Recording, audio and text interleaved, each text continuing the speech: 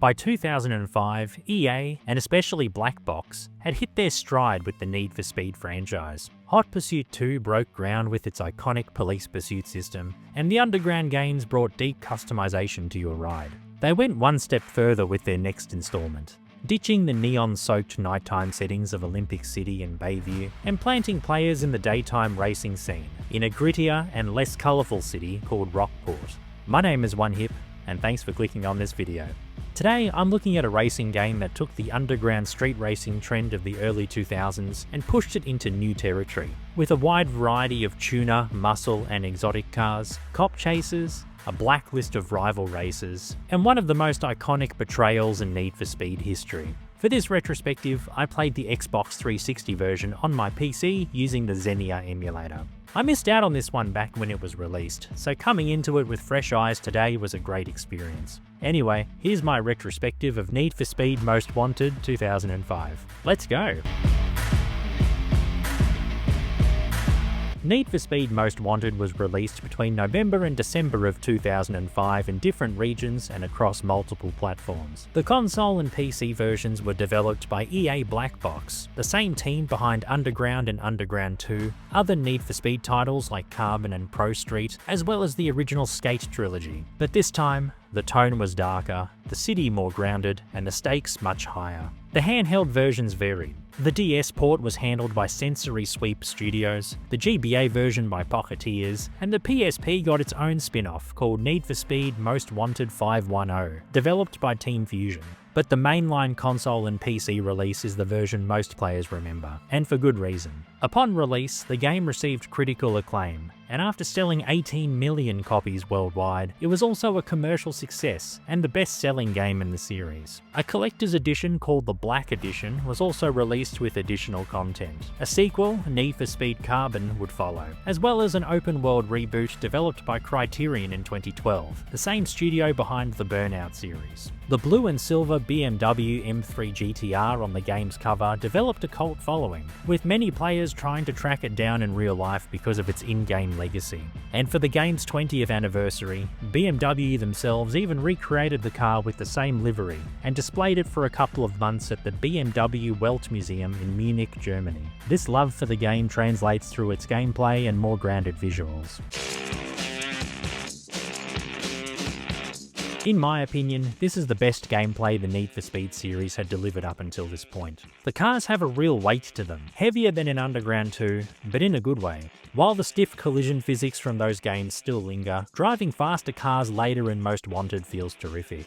There's a real sense of momentum and danger in every race, and there's also a cool stunt camera that kicks in when you catch big air or trigger pursuit breakers. More on the latter in a bit. Nitrous now refills slowly over time, as long as you're moving, rather than being tied to stunts. It's a more accessible and consistent system that fits the game's aggressive pace. There's also Speed Breaker, a new mechanic that slows down time and adds weight to your car, helping you stay in control during high-speed turns or risky pursuits. Speaking of which, police chases are front and center here, and they're brutal. Getting pursued increases your heat level, and as that goes up, the cops respond with more force. Roadblocks, spike strips, and eventually even helicopters. These can escalate quickly. You can escape by triggering pursuit breakers, which I mentioned earlier. Environmental hazards like water towers or gas stations that drop debris on the police, or by hiding in cooldown zones once you've shaken them off. At low heat levels, pursuits are easy. Maybe a bit too easy. But later in the game, these pursuits become full-on battles. As intense as these moments can be, they're also required.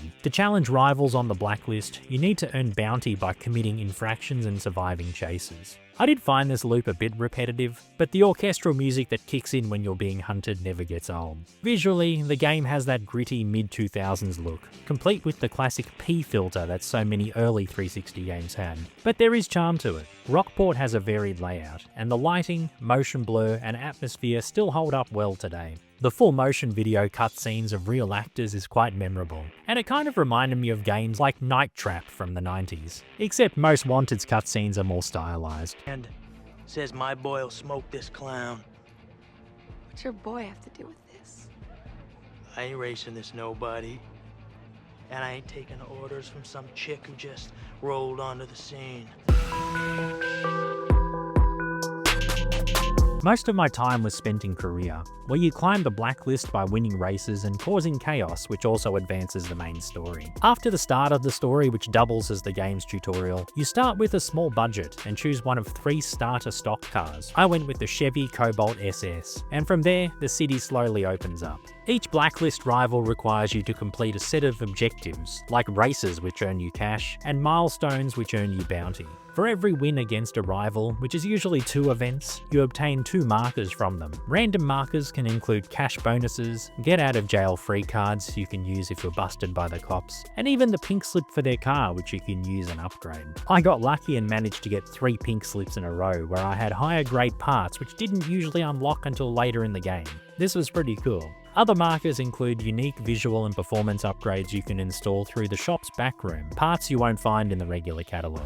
There's also a car lot where you can buy better vehicles which unlock as you progress, as well as familiar tuner cars from previous Need for Speed games. Exotic ones from brands like Lamborghini and Mercedes-Benz make a return to the series. Races include circuit, sprints, lap knockouts and drag races. Though I'll be honest, I didn't like the new drag system. The tracks were too tight and too twist heavy, so I avoided them unless I had to do them to beat a rival. New event types like toll booth time trials and photo tickets, which reward you for speeding past cameras, help mix things up. Speed trap events also appear, where you aim for the highest speed through each checkpoint, but finishing position still matters. The longer you finish behind the leader, the more your total score drops, so it's usually best to push for first place. Outside of Korea, there's Quick Race, Multiplayer, and the Challenge series, which includes bonus toll booth events and pursuit milestones that unlock cars you can use in other modes. Your home base is the Safe House, where you can store cars, manage upgrades, and keep heat levels under control. You unlock more of them throughout the map as you progress. Cars parked in the Safe House slowly lose heat over time, while your active vehicle gets hotter the more you use it in pursuits and in free roam.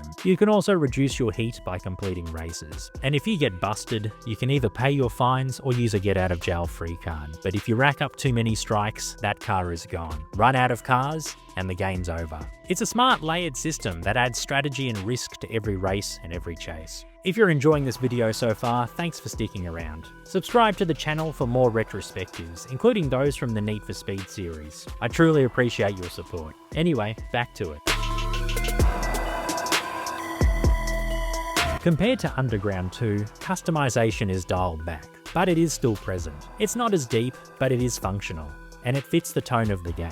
You can upgrade performance parts, change visuals like paint and decals, and even swap out parts like spoilers and body kits to lower your heat. The SMS and voicemail systems from Underground 2 returns, with Mia and other characters sending you tips, updates, or taunts as you progress. It's a nice touch that keeps the world feeling active. And while the story is still simple, it's far more fleshed out than in previous games. Razor betrays you in the opening, steals your ride, and sets himself up as Blacklist number 1. Your goal is to beat everyone in your way and take them down. Mia helps you rebuild, gives you guidance, and lets you pick from starter cars to get going. Rockport itself is split into 3 distinct boroughs: Rosewood, Camden Beach, and downtown Rockport, each with their own areas. It's not a living world in the open world sense, but it feels much more tangible than Bayview was. And as for the soundtrack, it goes hard.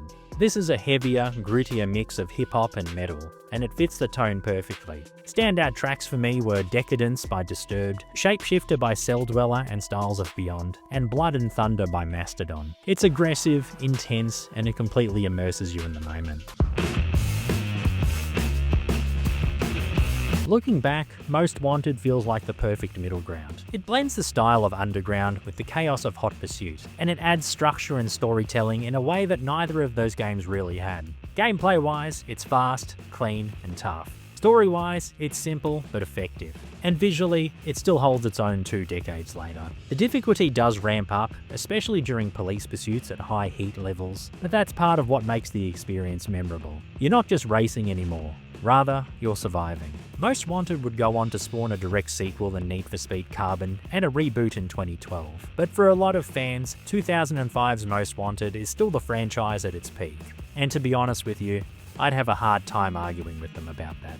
Thanks so much for watching. What are your memories of Most Wanted? Did you beat Razor back in the day, or did you just cause chaos in the streets of Rockport? And let me know in the comments if you'd like to see a retrospective on Need for Speed Carbon in the future. Be sure to like this video if you enjoyed it, and subscribe for more retrospectives like this one. And if you want to support the channel further, I have channel memberships and a Ko-fi page, but just you being here helps me a lot. Check out my video documenting the rise and fall of quality EA sports and racing games like Most Wanted, as well as retrospectives on other EA and non-EA racing and extreme sports titles. My name is OneHip, and you have a good one. Bye!